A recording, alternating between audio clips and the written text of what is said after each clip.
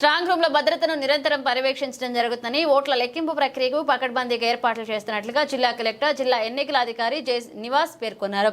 ఎన్నికల అధికారి జె నివాస్ జిల్లా SP yes Satish Kumar returning అధికారులతో కలిసి పరిశీలించి స్ట్రాంగ్ రూమ్ల భద్రతా వివరాలు అడిగి తెలుసుకున్నారు.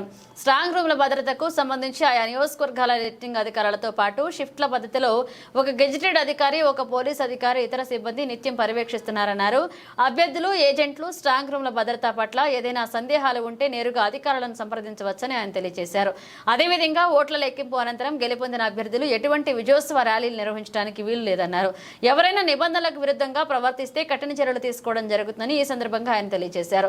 డీఎస్పీ, సిఐ, ఎస్ఐ ర్యాంక్ అధికారులతో పాటు మరొక 3 అధికారులు సమన్వయ లోపం రానివ్వకుండా స్ట్రాంగ్ రూమ్ల వద్ద భద్రతను పర్యవేక్షిస్తున్నారన్నారు. కనీసం 2 రాజకీయ పార్టీల అభ్యర్థులు, ఏజెంట్లను స్ట్రాంగ్ రూమ్ల వద్దకు తీసుకువెళ్లి చూపించడం జరుగుతుందని, స్ట్రాంగ్ రూమ్ 100-200 మీటర్ల పరిధిలో ఎటువంటి వాహనాలు లోపలికి రాకుండా చర్యలు చేపట్టడం జరిగిందన్నారు.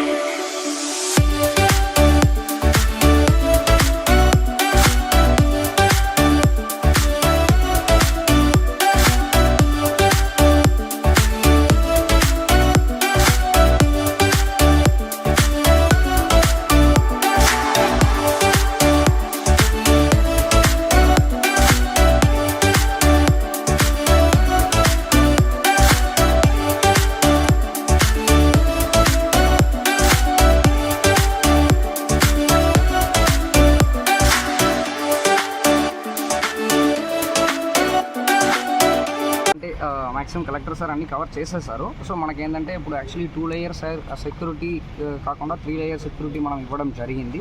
ముందు కేంద్ర పలగాలు ఉన్నారు లోపలికి ఫస్ట్ లేయర్లో, సెకండ్ లేయర్లో మన స్టేట్ ఆర్మ్డ్ పోలీస్ ఉన్నారు, తర్వాత థర్డ్ లేయర్లో మనం ఎంట్రన్స్లో కూడా మన సివిల్ పోలీస్ కూడా పెట్టుకున్నాం. ఎనీ టైం ఒక DSP rank officer, CI rank officer, SI rank ఆఫీసర్తో పాటు వీళ్ళందరూ ఎక్స్ట్రా ఆఫీసర్స్ కూడా 3-4 ఆఫీసర్ ర్యాంక్లో పెట్టుకోవడం జరిగింది. ఎందుకంటే ఎలాంటి కోఆర్డినేషన్ ఇష్యూస్ రాకుండా ఉండడానికి కోసం.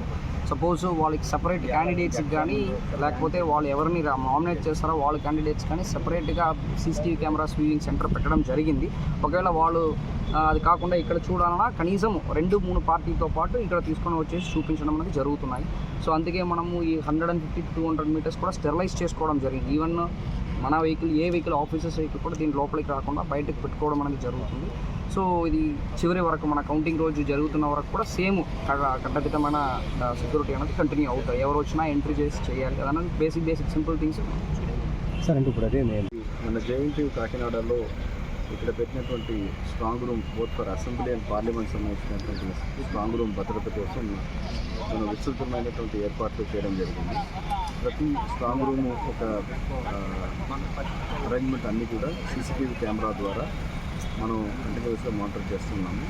సీలింగ్ చేసే క్రమంలో కూడా ఏజెంట్లు మరియు క్యాండిడేట్స్ వాళ్ళ సమక్షంలో ఇక్కడ సీలింగ్ చేయడం జరిగింది.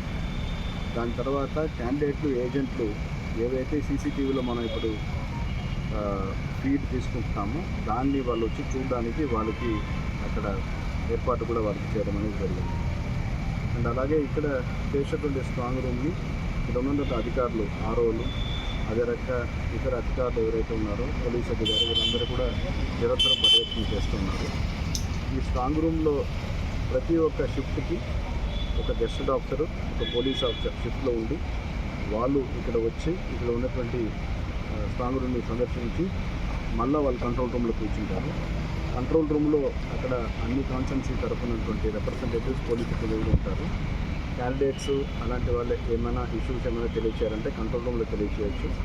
అలాగే క్యాండిడేట్స్కి పొలిటికల్ పార్టీ వాళ్ళందరికీ కూడా ఏమైనా సమస్య ఉంటే ఎవరికి తెలియచేయాలని చెప్పి వివరాలు కూడా వాళ్ళకి ఇవ్వడం అనేది జరిగింది.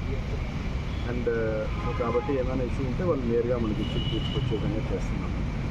అండ్ తర్వాత కౌంటింగ్ కోసం చేసినటువంటి ఏర్పాట్లన్నీ కూడా ఇప్పుడు ప్రారంభం చేస్తూ ఉన్నాము. కౌంటింగ్ కోసం కౌంటింగ్ ఏజెంట్లకి మనం ఏ రకంగా చేయబోతున్నాం ఇవన్నీ కూడా ఇప్పుడు ప్లాన్ చేస్తూ ఉన్నాము. కౌంటింగ్ రోజు కూడా మూడు అంతస్తుల మనం ఇప్పుడు సెక్యూరిటీ అనేది పెట్టడం జరుగుతుంది.